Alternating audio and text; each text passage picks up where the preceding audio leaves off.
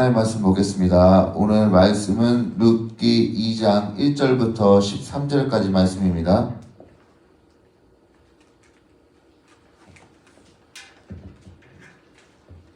룻기 2장 1절부터 13절까지 말씀입니다. 저 같은 성경이면 구약 성경 403면이 되겠습니다. 여러분, 우리나라 이 국어 사전에 이 헌신이라는 뜻은 이런 뜻을 갖고 있습니다. 어떤 일이나 이 남을 위해서 자신의 이해관계를 생각하지 않고 마음을 바쳐 있는 힘을 다함이라는 뜻을 갖고 있습니다. 그러니까 이 뜻을 정리하자면 자신의 이해관계를 따지지 않고 자신의 힘을 다해 쏟아붓는 것을 이 헌신이라고 국어사전에는 그렇게 말하고 있습니다. 그런데 헌신을 말할 때 여기에서 이 이해관계는 빠져야 합니다. 만약에 이 이해관계가 그 안에 들어가게 된다면 아무리 힘을 쏟고 열심히 해도 그것은 헌신이라고 말할 수 없습니다. 어찌 보면 그것은 그냥 자신의 꿈, 자신을 위한 열심밖에 볼 수 없습니다. 이 지금 말하고 있는 이 헌신을 라틴어로 보면 함께 모으다라는 의미를 갖고 있습니다. 그러니까 헌신은 자신의 꿈과 어떤 자신을 위한 열심이 아니라 이 공동체를 위한 헌신으로 이어져야 온전한 헌신이라고 할 수 있습니다.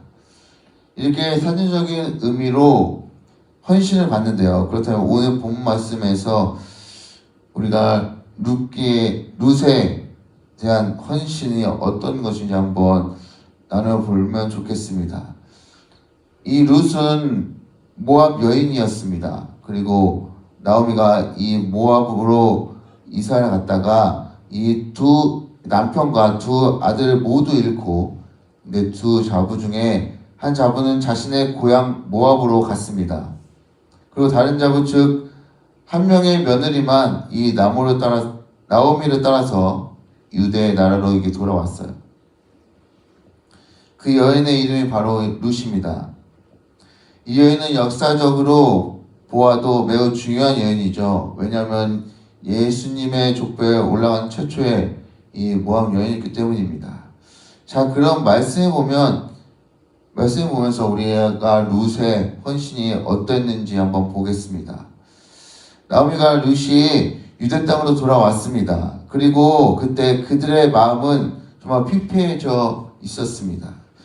룻기 1장 21절 앞절에 보면 내가 풍족하게 나갔더니 여호와께서 내게 비어 들어오게 하셨느니라. 나오미는 풍족하게 유대 땅을 떠났습니다. 그런데 돌아올 때는 아무것도 없이 돌아왔어요. 단순히 부뿐만 아니라 남편과 자식도 모두 없이 돌아오게 되었어요. 그런 상황 가운데 고향 땅 유대는 어떻게 보면 더 낯설기만 합니다. 그리고 소망이 아닌 어떤 절망의 땅이었을 것입니다. 적어도 이 나오미와 룻은 더 그랬을 거예요. 그런 상황에서 이 룻은 나오미 자신의 이 시어머니에게 이렇게 말합니다. 룻기 2장 2절이에요. 모압 여인 룻이 나오미에게 이르되 원하건대 내가 밭으로 가서 내가 누구에게 은혜를 입으면 그를 따라서 이삭을 줍겠나이다 하니 나오미가 그에게 이르되 내 따라 갈지어다 하매. 룻이 누구에게 은혜를 입으면 이 세 번째 성경에 보면 나에게 잘 대해준 사람, 그 사람한테 은혜 입으면 그에 따라서 내가 이삭을 주겠다라고 이 룻이 나오미에게 이야기합니다. 나오미보다 상황을 어떻게 보면 적응도 안 되고 그런 상황이 바로 지금 룻일 겁니다. 왜냐하면 이 여인은 이방 여인입니다. 그 당시에 이 이방에 대한 어떤 적대적인 생각을 갖고 있던 이 유대인들은 그 여인을 어떻게 보면 좋게 여기지 않았을 거예요. 그런데도 이 룻은 이삭을 주기 위해서 나갑니다. 나가겠다고 나오미한테 얘기합니다. 여기서 왜 이삭 죽기를 합니까? 바로 먹고 살아야 하기 때문이죠. 여기서부터 이제 룻의 어떻게 보면 헌신이 시작하는 순간입니다. 이방 땅이고 어색하고 낯선 땅 이 유대에서 룻은 어머니를 위해서 자신이 가진 힘을 쏟겠다고 지금 말하고 있는 겁니다. 나오미가 룻에게 나아가서 이삭을 주어 먹을 것을 만들어 오라고 하지도 않았습니다. 이런 결정은 오로지 룻의 결단이었습니다. 그래서 이걸 보면서 이 헌신의 첫 번째를 우리가 알 수 있습니다. 뭐냐면 자발적으로 시작하는 것입니다. 스스로 시작하는 것이죠. 그래서 사랑하는 성도 여러분, 교회에서 우리 어떤 시키는 일보다 우리가 스스로 찾아서 하는 헌신이 우리 가운데 필요합니다. 교회에서 내가 무엇을 할 것인가, 무엇을 통해서 하나님께 또 하나님의 교회의 영광 위해서 할 것인가를 우리가 깊이 생각하면서 그럴 때에 가장 중요한 것, 그냥 무턱대고 하는 것이 아니라 교회 리더자들에게 내가 하고자 하는 그런 헌신의 일에 대해서 물은 후에 이 스스로 시작하여서 우리 교회 공동체가 주님의 일을 위해 헌신하는 사람들이 많아지기를 바랍니다. 자, 헌신 두 번째는 크고 작은 일을 가리지 않습니다. 여러분, 우리가 예배드리는 교회를 한번 보시기 바랍니다. 주일에 그리고 주중에 정말 작은 일에 또 큰 일에 봉사하는 사람들이 참 많이 있죠. 어떤 분들은 찬양대로, 또한 찬양팀으로, 또한 애찬으로, 또 교회 청소, 여러 가지 예배 돕는 일, 그 다음에 차량으로 등등 많이 있습니다. 이것을 볼 때 헌신은 크고 작은 일을 가리지 않습니다. 오늘 말씀을 보십시오. 룻은 이삭을 죽기 시작합니다. 그 당시에 이 유대인들은 가난한 사람들을 위해서 추수할 때 일부러 이삭을 떨어뜨리면서 추수했다고 합니다.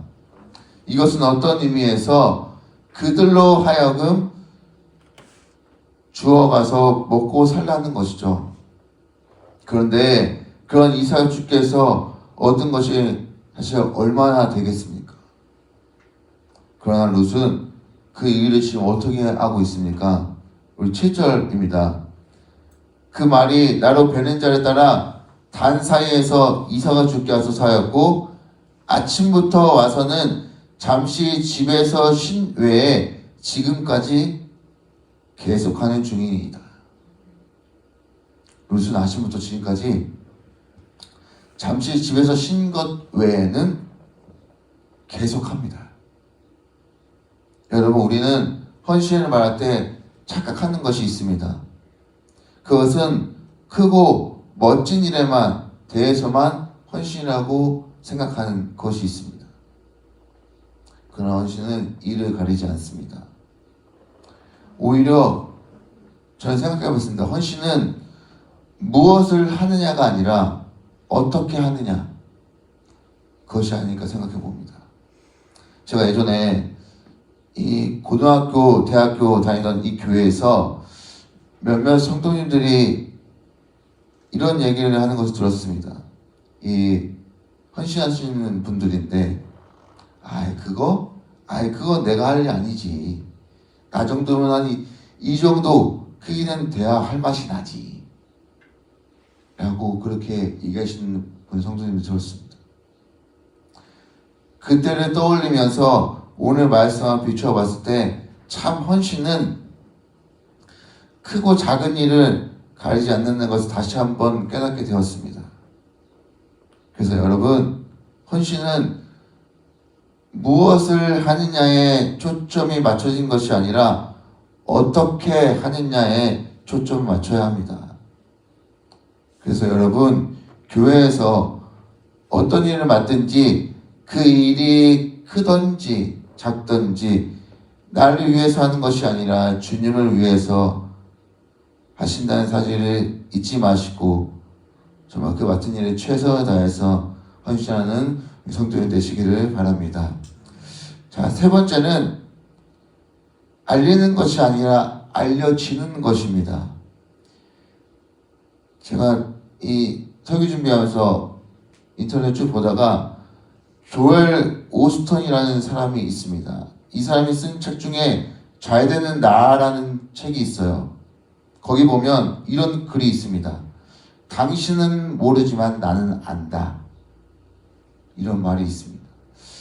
어찌 보면 헌신은 이런 것이 아닐까 생각해 봅니다. 상대방은 몰라줘도 하는 것은 헌신입니다.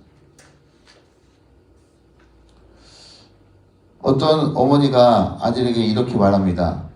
너는 내가 너를 위해서 수고하고 열심히 키워준 거 결코 잊으면 안 돼. 내가 너를 위해서 용돈도 이렇게 많이 준 것도 잊으면 안 돼. 나중에 꼭 크면 갚아야 돼. 절대 잊으면 안 돼. 엄마가 너를 위해서 우산 갖고 온 거 잊지 마. 사랑하는 성도 여러분, 이건 말하지 않아도 어머니가 아들에게 사랑을 베풀고 헌신했다면 그것은 그대로 남습니다. 여러분, 헌신의 자리는 남습니다. 그렇기 때문에 헌신은 알려지는 것이 아니라 알려집니다. 오늘 본 말씀 11절에 보면 보아스가 그에게 대답하여 이르되 내 남편이 죽은 후로 내가 시어머니에게 행한 모든 것과 내 부모와 고국을 떠나기 전에 알지 못하던 백성에게로 온 일이 내게 분명히 알려졌느니라. 아멘. 룻이 시어머니 그 룻에게 행한 행위가 이 보아스에게까지 알려지고 나중에 룻의 남편이 됩니다. 그러니까 이 룻에 대한 헌신이 보아스에게도 알려집니다. 여러분, 누군가에게 보이기를 원하는 헌신보다 보이지 않는 헌신이 우리에게 필요합니다. 왜냐하면 헌신의 자리는 남겨지기 때문이죠. 헌신했던 그 자리는 누군가에 의해서 기억되고 또한 알려집니다.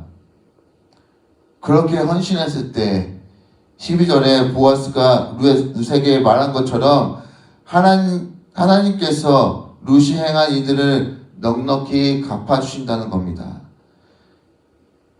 개역 한글과 영어 성경에 보면 넉넉히 갚아주신다는 것은 상과 보상으로 기록되어 있습니다. 그러니까 우리가 헌신하면 하나님께서 그것을 보시고 상으로 또한 보상으로 해주신다는 것이죠. 그러나 우리가 여기서 오해하면 안 됩니다. 우리의 마음속에 이 헌신을 할 때 하나님께 상을 바라고 헌신해서는 안 될 것입니다. 철저하게 내가 하나님과 하나님의 교회를 위해서 헌신하며 나아갈 때 하나님께서 우리에게 온전한 상을 허락해 주실 것입니다. 그것을 믿고 헌신하는 성도님 되시기를 바랍니다. 사랑하는 성도 여러분, 오늘 룻기 말씀을 통해서 룻의 헌신을 보았습니다. 헌신은 자발적으로 또한 크고 작은 것을 가리지 않고 내가 알리는 것이 아니라 알려지는 것입니다. 내가 헌신했을 때 말이죠. 그리고 그렇게 헌신했을 때 하나님께서는 우리에게 놀라는 상을 주신다고 말씀해 주십니다. 그러나 우리가 오해하지 말아야 할 것은 상을 위해서 헌신하는 것이 아닙니다. 하나님과 하나님의 교회를 위해서 헌신하는 우리 모두가 되었으면 좋겠습니다. 그것을 잊지 마시고 나의 신앙생활에서 또한 나의 교회 생활에서 헌신은 어떻게 되고 있는지 한번 우리가 점검하고 되돌아보셔서 오늘 말씀과 같이 헌신함으로 나아가는 우리 중앙교회 모든 성도님 되시기를 바랍니다.